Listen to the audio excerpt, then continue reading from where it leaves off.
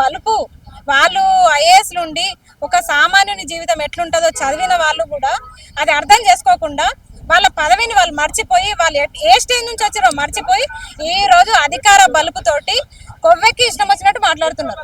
దానకిషోర్ గారు, మీకు కూడా పిల్లలు ఉంటే మీరు ఈ హాలిడేస్ లో, సమ్మర్ హాలిడేసే కదా, వాళ్ళు ఖాళీగానే ఉంటారు, వాళ్ళని కూడా ఉపాధి హామీ పనులకు పంపించి ఆ వీడియోని సోషల్ మీడియాలో షేర్ చేయండి దయచేసి. మీరు కూడా ఖాళీగానే ఉంటారు. ఈ సమ్మర్ హాలిడేస్ లో ఎక్కడెక్కడో ట్రిప్ కి పోయే కంటే మీరు కూడా టైం పాస్ కన్నా ఉపాధి హామీ పనులకు పోండి. ఆ పనులు ఎట్లుంటాయో తెలుస్తుంది. మీరు చెప్పే పద్ధతి ఉంటుంది. ఖాళీగా ఉండకుండా ఏదో ఒక పని చేసుకోండి, పడడానికి చెప్తే అది వేరే విషయం.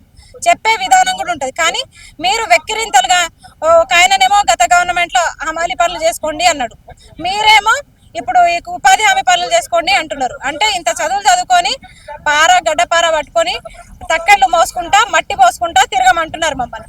ఇంతదాకా మేము చదవడం ఎందుకు, పీజీలు ఎందుకు, డిగ్రీలు ఎందుకు మాకు?